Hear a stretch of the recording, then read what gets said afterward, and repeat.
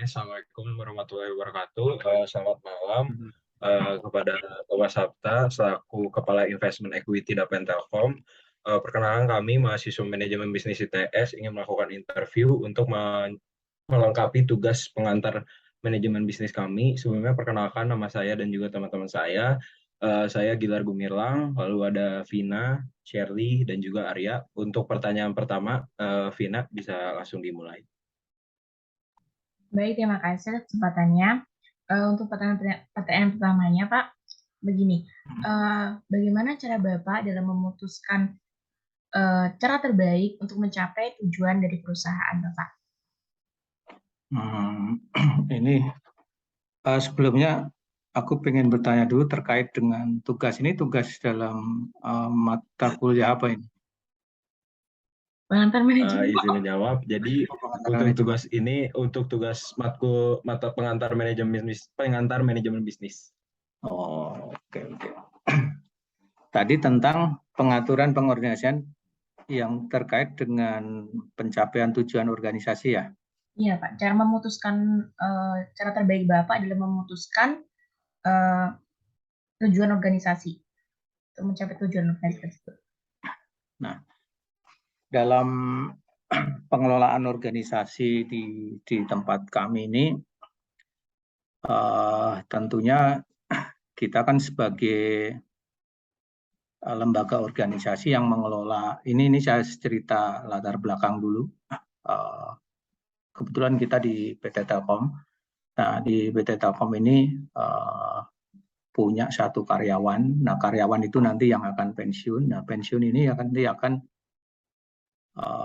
perusahaan ini menjanjikan satu manfaat bahwa orang pensiun itu nanti terima pensiun seperti kayak pegawai negeri, pegawai BUMN juga gitu. Nah, kami mengelola kurang lebih sekitar 35.000 orang serta seluruh Indonesia. Nah, ini tentunya dana yang kita keluarkan untuk pembayaran ini tidak sedikit. Satu tahun itu hampir 1,7 triliun. Untuk setiap bulan itu kurang lebih setara dengan 125 atau 140-an miliar. Nah, terkait dengan bagaimana organisasi ini memutuskan atau cara terbaik guna mencapai tujuan tersebut, tentunya nggak tahu kalian udah diajarin belum, dalam arti gini, dalam menyusun tujuan organisasi ini dan bagaimana langkah mencapai tujuan organisasi dimaksud, ini khususnya yang kami ini kan selaku yang ditugasin mengawal memanage di Departemen Investasi ini untuk menyusun strategi dan merumuskan kebijakan serta penentuan aset allocation yang nantinya untuk mendapatkan satu pengembangan dana. Kita memakai konsep yaitu SMART. Mungkin pernah dengar ya, kalau nggak salah di pengantar bisnis itu ada. SMART itu adalah spesifik, terus yang kedua itu M-nya itu adalah measurable atau terukur, dan yang ketiga itu selaras itu apa bahasa Inggrisnya, aligned ya. Terus sama yang keempat itu terjangkau itu reachable, dan yang T-nya, karena SMART tadi, T-nya itu adalah tempon atau dibatasin waktu. Nah, dengan menentukan tujuan organisasi itu seyogianya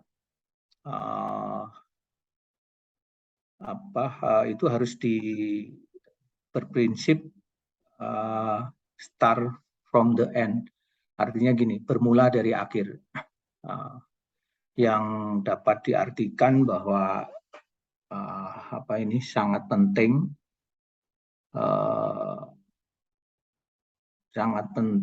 dalam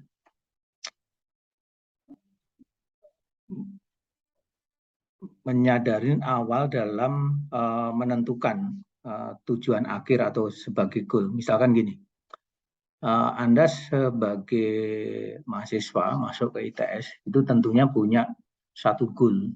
Jadi goalnya dari goalnya terakhirnya itu saya nanti pengen jadi insinyur, saya pengen jadi dokter, saya pengen masuk arsitek ITB, saya pengen masuk ITS. Ini kan goalnya kan diakhirkan, itu ditarik ke awal. Bagaimana goal itu sebagai startnya, sehingga kalau saya pengen jadi dokter, saya pengen masuk ITS, ini tujuan akhir itu ditaruh di awal, sehingga kita bisa menyiapkan tangga-tangga untuk menuju itu. Nah, begitu juga di tempat kami.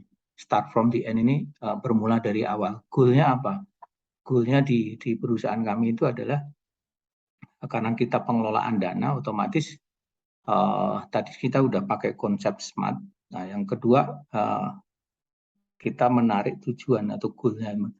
Tujuan goal-nya adalah pengembangan dana yang diselaraskan dengan tadi kan saya di awal bilang memanfaatkan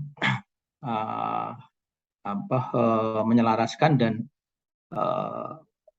pembayaran akan pensiun tadi. Kita konsep pakai tepat waktu, tepat jumlah, tepat sasaran, sehingga ini sebagai goal awal kita tarik di awal. Nanti dengan demikian kita akan di tengah perjalanannya dalam prosesnya bagaimana saya menyelaraskan goal tadi dengan langkah-langkah konkret yang nyata, yaitu itu dengan konsep SMART tadi gitu. Kurang lebih itu. Oke, baik Bapak, terima kasih. Mungkin suara saya bisa kedengar di sana nggak? Bisa Bapak, sangat jelas. Oke. Pertanyaan selanjutnya Pak begini, bisakah diberikan contoh aktivitas atau fungsi yang Bapak lakukan dalam melaksanakan pengaturan dan pengorganisasian untuk mencapai tujuan organisasi tersebut?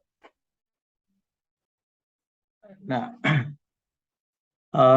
sebagai contoh dalam melakukan pengaturan di dalam organisasi mencapai tujuan tersebut, sehari-hari ataupun yang selama ini sudah dijadikan sebagai rule, nah itu yaitu tadi menyelaraskan growth aset dengan tingkat kewajiban pendanaan. Tingkat kewajiban pendanaan dalam arti tadi intronya sudah saya awalin bahwa kita setahun itu mengeluarkan kurang lebih untuk membayar seluruh pensiunan yang 35.000 orang tadi kurang lebih 1,7 atau 1,8 triliun atau sebulan setara dengan 125 sekian atau 140 sekian. Nah, itu agar kesinambungan para pensiunan itu dapat terjaga, otomatis kita perlu melakukan mitigasi terhadap strategik isu yang ada. Nah, konkret yang nyata strategik isu itu adalah karena kita di investment department, tentunya karena dengan tujuannya itu tadi, yaitu kurang lebih satu itu optimalisasi asset allocation yang tentunya sesuai dengan arahan investasi, karena dalam mengelola satu perusahaan itu kita ada rule-nya, yaitu dari stakeholder pendiri itu kita ada arahan investasi. Yang kedua adalah sebagai langkah dalam pengaturan pengorganisasian tadi supaya bisa mencapai tujuan organisasi itu, yaitu optimalisasi investment melalui dynamic ALM. ALM ini mungkin nanti ini hal baru ya bagi kalian, mungkin hal baru, tapi nanti di dalam mata kuliah di sana mungkin akan ada, yaitu ALM itu Asset Liability Management. Artinya kalau kita punya utang atau punya kewajiban, otomatis harus dibayar. Dibayarnya pakai apa? Pakai aset kita. Nah, kita yang di Departemen Investment ini adalah menyelaraskan kewajiban. Suatu kewajiban ini kan bersifat pasti, dan aset ini juga harus kita kelola supaya bisa nanti mismatch, supaya tidak mismatch dengan kewajiban itu, sehingga kewajiban yang 1,7 triliun tadi bisa tercapai. Nah, tentunya ini melalui aset allocation dan aset tactical di dalam pasar modal, ini akan mengenal itu. Terus yang ketiga, tentunya itu dengan peningkatan kompetensi investment. Peningkatan kompetensi investment ini antara lain investasi yang berbasis ESG, artinya yang ramah lingkungan, supaya tidak ini. Nah, sebagai contoh, kita di investment department itu sudah menghindarin kayak perusahaan-perusahaan yang tidak ramah lingkungan, gitu. Kayak rokok. Nah, nggak tahu kalian ngerokok nggak ini? Gilar ngerokok nggak ini? Pasti di sana nggak ada orang tua sih ngerokok. Nah, kita udah mengurangin itu karena itu juga sebagai dari sisi pesan moral untuk apa? Menghijaukan bumi kita supaya paru-paru kita jadi sehat. Yang berikutnya tentunya kita juga harus ada pengukuran dari pengelolaan tersebut, namanya KPI kalau di satu perusahaan. KPI itu singkatan dari Key Performance Investment. Nah, ini juga harus diukur. Artinya kalau seorang pelari maraton itu dia akan menjadi pemenang, otomatis diukur dengan lawannya. Nah, kalau kita di investasi departemen itu kalau kita nanti investasinya berhasil, investasinya menang, itu kita diukurnya ada benchmark. Benchmarknya apalah? Benchmarknya pertumbuhan dari si pasar itu sendiri, si indeksnya itu sendiri. Mungkin awal intro di ITS mungkin sudah dikenalkan dengan di sana kan nanti kan ada pojok bursa. Nah, pojok bursa yang dibawain oleh OJK itu nanti akan ada di sana yang GCA kinerjanya berapa kan ini. Tapi ini sebagai bahan brainstorming aja, nanti kalian suatu saat pasti akan mengenal namanya KPI, Key Performance, atau dalam perusahaan manufaktur, dalam perusahaan industri itu sering disebut Key Performance Individu. Tapi kalau di kami nyebutnya Key Performance Investment. Seberapa jauh investasi saya berhasil untuk diukur. Tentunya langkah berikutnya adalah efisiensi biaya. Nah, efisiensi biaya ini juga sangat penting, karena kenapa? Ini juga nanti akan ujung-ujungnya itu akan menghasilkan profit, karena pendapatannya atau revenue-nya tercapai, biayanya lebih efisien dan terkontrol, otomatis marginnya juga akan tebal. Itu kurang lebih. Baik, Bapak, terima kasih. Jadi begini, Pak, untuk pertanyaan ketiganya seperti ini. Kan Bapak kan manajer ya, jadi pasti punya bawahan gitu. Nah, kadang bawahan itu tuh pasti ada yang kayak mungkin kinerjanya menurun atau dia itu melaksanakan pekerjaan tidak baik ya. Apakah Bapak apa yang Bapak lakukan untuk memotivasi anggota-anggota Bapak agar kembali termotivasi dan mengerjakan pekerjaannya dengan kinerja yang baik kembali? Oke. Dalam satu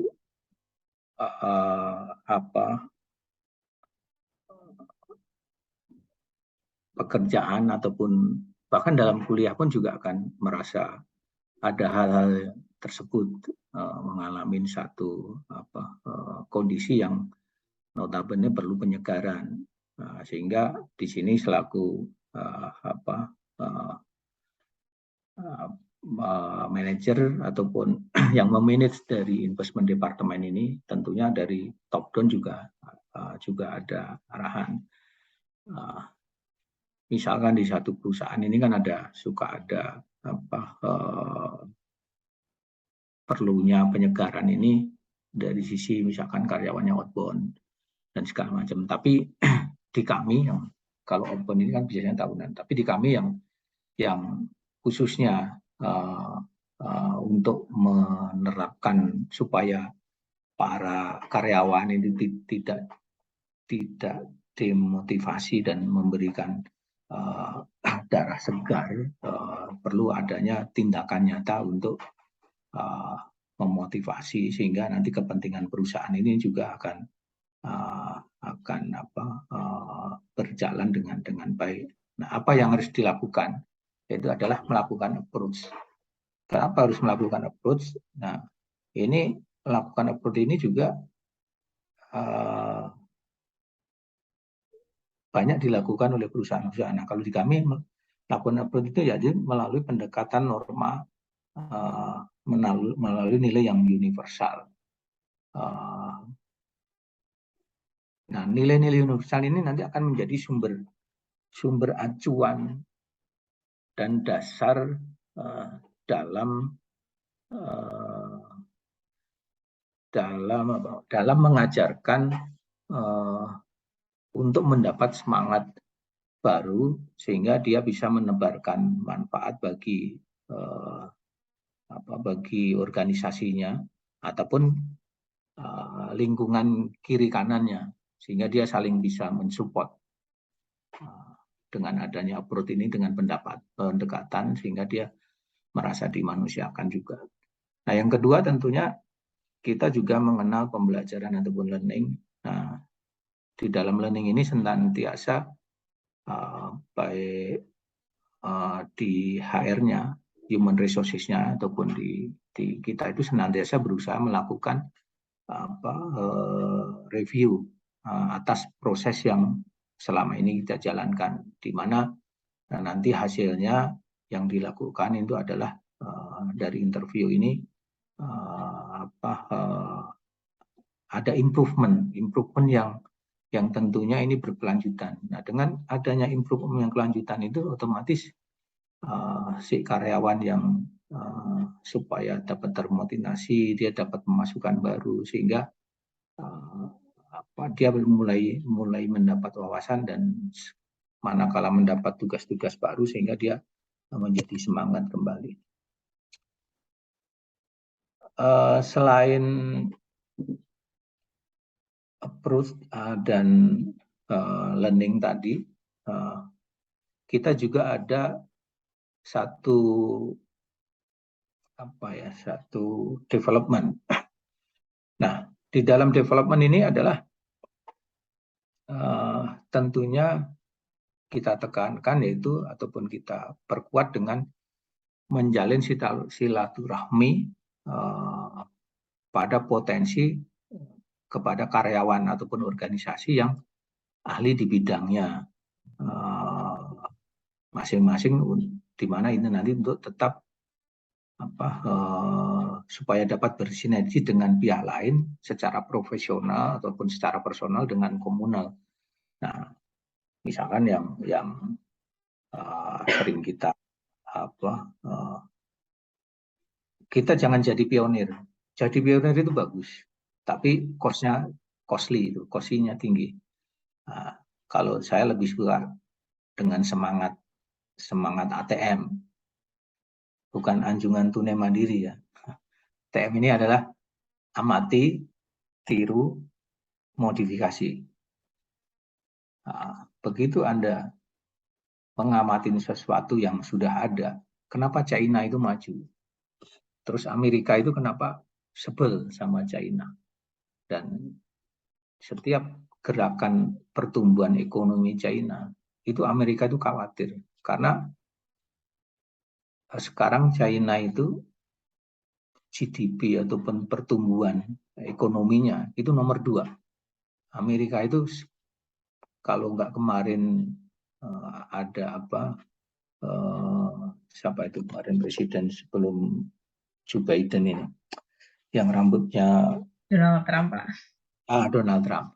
Donald Trump itu kan sangat ekstrim sama Cina, sampai ada trade war dan segala macam. Nah, begitu ganti Joe Biden kan nggak ada, muncullah krisis Soviet sama Ukraina. Nah, terus muncullah pandemi COVID dan segala macam kan. Nah, sehingga ini kalau kemarin itu tidak itu, Cina itu bisa saat ini mungkin pandemi nggak ada, terus Trump tidak ini, mungkin Amerika bisa kalah. Dan jangan salah, Amerika hidupnya juga dari utang. Dan yang membeli bond ataupun surat utangnya Amerika juga Cina sendiri sebetulnya. Dan Cina sendiri juga punya utang juga. Negara ini nggak kayak dunia ini kayak balon gitu perekonomian. Jadi dipencet sini melendung sana, pencet sini melendung sini. Nah, jadi kayak suku bunga naik, yang terpukul sektor apa? Sektor industri. Terus perang dari sisi Rusia dan Ukraina, otomatis yang terpukul apa? Sektor komoditi, karena penyaluran pipa gas, minyak dan segala macam semua terhambat. Jadi supply dan demand sini kacau. Nah, ini akan berakibat juga terhadap inflasi, terus suku bunga untuk Fed. Mungkin pernah dengar di CNN ataupun di CNBC pernah dengar, atau di Bloomberg juga pernah dengar itu mungkin. Nah, itu korelasinya gitu. Jadi ekonomi itu kayak balon aja, kayak balon dipencet sini, yang melendung sana. Suku bunga naik, sektor properti hancur. Terus ada kisruh, sektor komoditi hancur, daya beli menurun. Kurang lebih itu. Nah, setelah approach terus learning terus development. Nah, ada juga kita lakukan integration. Kenapa integration ini penting? Kita garis bawahi juga. Integration ini adalah salah satu wadah untuk mewujudkan apa yang menjadi mimpi dan cita-cita bersama di dalam satu organisasi itu. Karena dengan melakukan integration ataupun konsolidasi internal ini, sehingga kolaborasi nanti baik internal dan eksternal itu akan terjalin. Nah, dengan integrasinya ini antar unit ini otomatis tentunya akan menimbulkan satu hawa segar atau suasana yang baru, sehingga karyawan ini jadi semangat dan sehingga dia mempunyai darah baru dalam menjalankan tugas-tugas dan mencapai sasaran ataupun visi-visi dari sisi perusahaan itu. Kurang lebih itu, Pak. Ya, terima kasih Bapak atas jawabannya. Baik Bapak, pertanyaan selanjutnya begini. Bagaimana peran yang Bapak lakukan dalam memonitor atau mengoreksi aktivitas yang sedang berjalan dalam rangka mencapai tujuan perusahaan? Oke, terkait dengan langkah monitoring ataupun mengoreksi dari sisi pencapaian tujuan organisasi ini, dalam pandangan kami adalah monitoring dan mengoreksi aktivitas ini bertujuan untuk memantau dan memeriksa suatu proses ini berjalan atau tidak. Nah, di mana juga bermaksud untuk mendapatkan umpan balik dari umpan balik diharapkan ini dapat memperbaiki kesalahan yang terjadi. Maka atas dasar tersebut kami terapkan satu konsep portfolio construction. Jadi di dalam pengelolaan investment department itu kita mengelola portfolio construction yang namanya. dan kami terjemahkan dalam satu kerangka satu kerangka framework perencanaan investment. Nah, framework perencanaan investment ini tentunya sangat dipengaruhi oleh dua hal. Satu yaitu faktor eksternal analisis, dan kedua adalah faktor dari internal analisis. Nah, Anda coba bayangkan satu perusahaan ini dalam mengoreksi ataupun aktiviti ini harus dipantau supaya tujuan pencapaian organisasi itu dapat tercapai. Saya menerjemahkan di sini dengan framework perencanaan investment ini, yaitu ada faktor internal analisis dan eksternal analisis. Untuk eksternal analisis itu kita meliputin makroekonomi serta market review. Nah, dari makroekonomi ini kan ya karena ini sifatnya eksternal yang kayak tadi saya cerita di depan tadi, bagaimana Trump, bagaimana Joe Biden, bagaimana Putin dengan kebijakannya menggempur Ukraina, terus dampak segala macam. Nah, ini faktor-faktor eksternal yang harus kita pertimbangkan karena ini akan berpengaruh terhadap faktor-faktor makroekonomi. Ini disebut sebagai makroekonomi ataupun global economics. Nah, yang kedua adalah internal analisis ini dari sisi di dalam diri kita, di dalam perusahaan kita, dalam organisasi kita. Nah, di sana tentunya ada kekuatan atau ada suatu peta dari sisi perusahaan itu kan harus punya cash flow. Nah, di sana cash flow analisisnya kayak apa? Perusahaan itu kalau nggak punya cash flow ya dia darahnya nggak ada. Bagaimana dia bisa berjalan kalau dia nggak punya cash flow? Nah, makanya cash flow analisis ini sangat penting. Nah, dari dua faktor tadi, eksternal sama internal ini, kita larikan ke portfolio contraction tadi. Nah, portfolio contraction itu di kami, kebetulan saat ini kita itu mengelola dana kurang lebih sekitar 20 triliunan, 19 atau 20 triliunan. Kemarin 20, karena ada krisis COVID ini, sehingga aset kita turun. Pandemi COVID yang 2 tahun kemarin turun, aset kita itu menguap hampir 1 triliun, sehingga kita tinggal 19 triliun sekian. Nah, tadi kita sebut karena framework tadi, terus kita kasih kerangka namanya framework perencanaan investment yang dengan konsep portfolio contraction tadi, kita bagi menjadi 4 bagian. Nah, 4 bagian ini satu bagian yang big income. Mungkin nggak tahu ini udah bisa ke cerna atau enggak. Nanti besok aku coba kirim ke Gilar framework investment ini petanya ada kok di kantor kalau nggak salah. Nah, satu itu big income. Big income itu adalah namanya juga big income. Nah, big income itu adalah isinya itu adalah kayak bond. Nah, bond ini obligation. Ini bisa berupa corporate bond atau government bond. Kalau government bond itu isinya adalah surat utang negara. Surat utang negara itu negara ini bisa mendapatkan APBN, anggaran pendapatan belanja negara itu satu berasal dari pajak. Nah, pajak ini bisa jadi pajak perorangan, kendaraan, pajak perusahaan, dan segala macam. Maka taatlah membayar pajak, sebetulnya pemerintah itu arahnya ke sana. Terus sumber dana APBN yang kedua adalah dari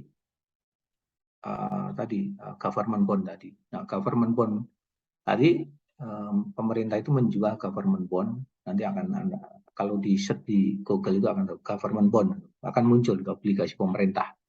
Nah, itu akan dijual dengan ke masyarakat, dengan kayak lembaga dana pensiun, Telkom dan segala macam itu kayak asuransi, terutama asuransi. Nah, asuransi itu kan harus membayar klaim, harus membayar jatuh temponya, itu dia perlu adanya penjagaan aset tadi, yang kewajiban yang di awal tadi saya bilang, kewajiban sama aset ini harus seimbang. Nah, kalau korporasi bond ini kayak perusahaan kayak BUMN, kayak Waskita, kayak Medco, Indofood itu korporasi, corporate BUMN. Nah itu kita yang ke fixed income, nah, sehingga asetnya relatif risknya lebih kecil. Nah yang kedua kan tadi empat step. Yang kedua portfolio construction ini, yang kedua adalah stepnya adalah portofolio yang sifatnya growth generation. Growth generation ini adalah yang bisa membuat kita kaya, yang bisa membuat perusahaan itu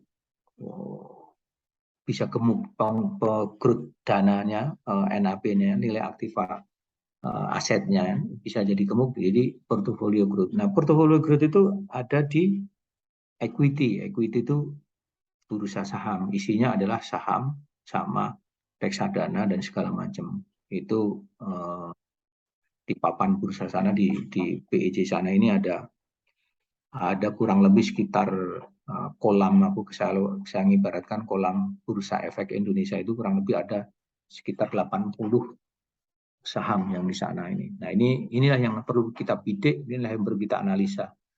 Nah, ini yang akan mengenerate growth. Yang kedua adalah properti. Nah, properti, terus yang ketiga adalah bond tadi, bond yang mempunyai yield tinggi. Nah, ini juga menjadi satu concern kita. Nah, yang ketiga adalah asset allocation, dan kita harus tahu risk dan return profile-nya itu kayak apa dari masing-masing step-step tadi. Itu harus kita pelajarin juga. Ini kerangkanya aja yang saya ungkapkan. Tapi kalau masuk ke dalam, ini bisa 2 semester nggak habis. Nah, yang terakhir ini adalah karena tadi sudah melalui step pertama, terus sudah melalui analisis dan segala macam, tentunya kita harus memanage dan kita monitoring. Nah, begitu kita monitoring, siklusnya tadi kan dianalisis eksternal, analisis internal. Nah, ketemulah kekuatan kita, cash flow kita, modal kita. Nah, itu kita reinvestkan. Kita reinvestkan ke yang risikonya tinggi, risikonya rendah. Risikonya rendah ini adalah di fixed income, di corporate bond dan government bond. Terus yang untuk risikonya agak lebih tinggi tapi hasilnya return-nya juga lebih tinggi, itu ke portfolio growth, artinya di equity, properti, dan bond yang yield-nya tinggi. Nah, yang ketiga, kunci kesuksesan di investasi itu ada bagaimana kita bisa memanage aset allocation ini. Nah, di sini nanti siklusnya akan ada muter terus gitu, jadi ada feedbacknya. Nah, tentunya semua itu juga tidak terlepas dari bisnis proses. Suatu perusahaan itu biasanya ada bisnis proses. Nah, kalau bisnis proses ini di kita itu ada kebetulan juga ada 4 step yang tadi saya cerita, khususnya di bidang pasar modal. Yang di seluruh BEJ itu kan ada 800 sekian. Nah, itu mulai dari penyaringan awal. Nah, penyaringan awal ini otomatis akan kita jaring apakah ini si perusahaan dari yang 800 yang 800 stok tadi. Nah, dari penjaringan awal ini tentunya ada beberapa parameter, di antaranya parameter ini adalah dia mempunyai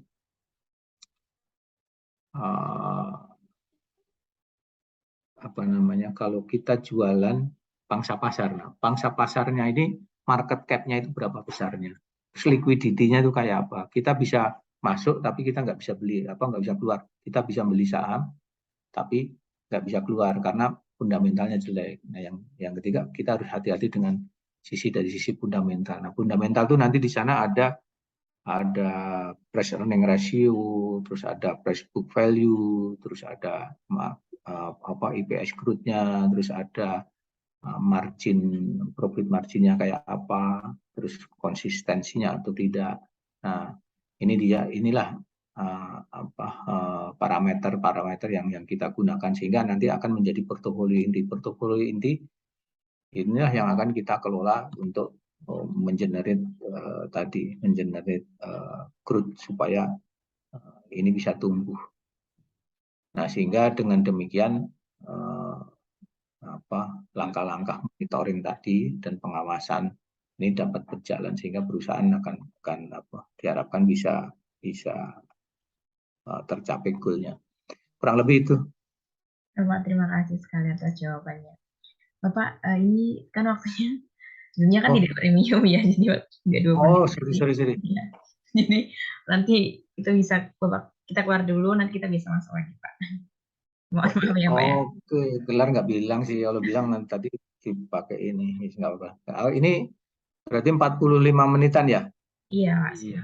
Oke, 45 menit, maka pakai yang ini, yang gratisan nggak apa-apa. Mahasiswa wajar lah. Oke. Jadi ini rehat dulu, terus nanti masuk lagi gitu, atau?